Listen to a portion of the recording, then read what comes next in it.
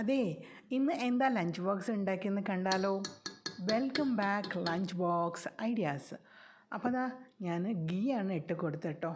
ഞാൻ കാണിക്കുന്ന എല്ലാ റെസിപ്പീസും കുറച്ച് ഈസി ആയിട്ടുള്ള പോലെയാണ് കാണിക്കുന്നത് കേട്ടോ. ആർക്കും രാവിലെ ഇത്രയും പെട്ടെന്ന് ബാച്ചിലേഴ്സ് അടക്കം ചെയ്യാൻ പറ്റും.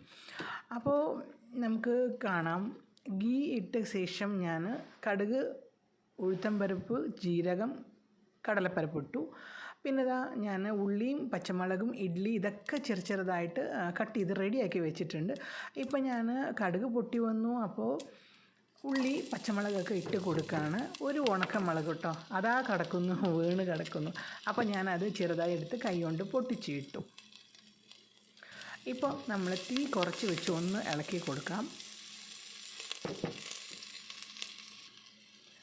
അപ്പോൾ ഈ ഒരു പച്ചമുളകിന് ചെറുതായിട്ട് കുറച്ച് സ്ലൈറ്റായിട്ട് കുറച്ച് ഉപ്പിട്ട് കൊടുക്കുക കേട്ടോ.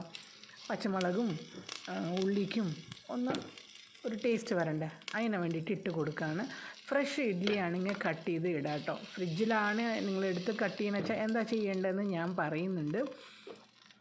അപ്പോൾ ഞാൻ എൻ്റെ ഇഡ്ഡലി ഫ്രഷ് ആയിരുന്നു, അപ്പോൾ ഞാനത് നന്നായിട്ടൊന്ന് മിക്സ് ചെയ്തിട്ട് വറുത്തെടുക്കുന്നു. ഇതെല്ലാം നമുക്ക് സ്റ്റൗ ചെറുതാക്കി വെച്ചിട്ട് വേണം ചെയ്യാൻ കേട്ടോ, അല്ലെങ്കിൽ അതിൻ്റെ ടേസ്റ്റ് ഒരുപാട് മാറിപ്പോവും. വളരെ താഴ്ത്തി വയ്ക്കാം. ഇൻഡക്ഷൻ സ്റ്റൗ ആണെങ്കിൽ സ്റ്റൗ ഓഫ് ചെയ്യാം കേട്ടോ, ചൂട് അപ്പോഴും ഉണ്ടാവുമല്ലോ. അപ്പോൾ നമ്മൾ നന്നായിട്ട് ഇളക്കി കൊടുക്കാം. ഇതിനെ കുറച്ചും കൂടി ടേസ്റ്റ് കൂടാൻ വേണ്ടിയിട്ട് ഞാൻ ചെറുതായിട്ട് ഒരു 1/4 ഗ്ലാസ് വെള്ളം ഒഴിച്ച് കൊടുക്കുന്നു.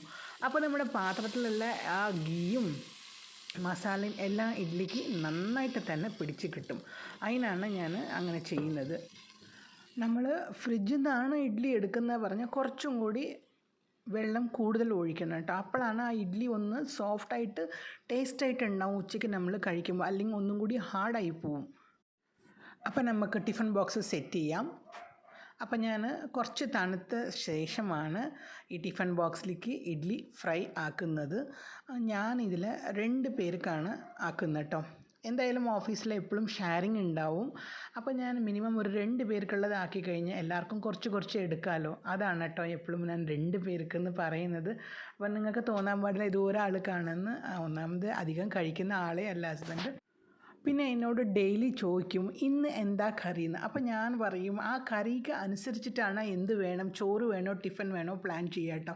അപ്പോൾ ഞാൻ ഇന്ന് ഗ്രീൻ പീസ് കറിയാണ് ഉണ്ടാക്കിയത്. അപ്പോൾ പറഞ്ഞു എനിക്ക് ഇഡ്ഡലി ഫ്രൈ ചെയ്തിട്ട് റൈസ് റൊട്ടിയും ചപ്പാത്തിയും വെച്ചാൽ മതിയെന്ന്. അധികം നോർത്ത് ഇന്ത്യൻ ഫ്രണ്ട്സാണ്, അപ്പോൾ അവർക്ക് ഈ കോംബോ വളരെ ഇഷ്ടപ്പെടും. അപ്പോൾ ഞാൻ അത് ചെയ്ത് കൊടുത്തു. അപ്പോൾ ഇന്നത്തെ ലഞ്ച് കോംബോ നിങ്ങൾക്ക് ഇഷ്ടപ്പെട്ടാൽ ലൈക്ക് ചെയ്ത് സപ്പോർട്ട് ചെയ്യണേ. പിന്നെ ചാനൽ സബ്സ്ക്രൈബ് ചെയ്യാൻ മറക്കരുത്. ഫ്രണ്ട്സ് ആൻഡ് ഫാമിലിക്ക് ഷെയർ ചെയ്യണം. അപ്പോൾ അടുത്തൊരു വീഡിയോ ആയിട്ട് ഞാൻ വരുന്നവരെ this is Geetha signing off, നിങ്ങളുടെ സ്വന്തം മൂപ്പോൾ. Take care, bye bye, see U.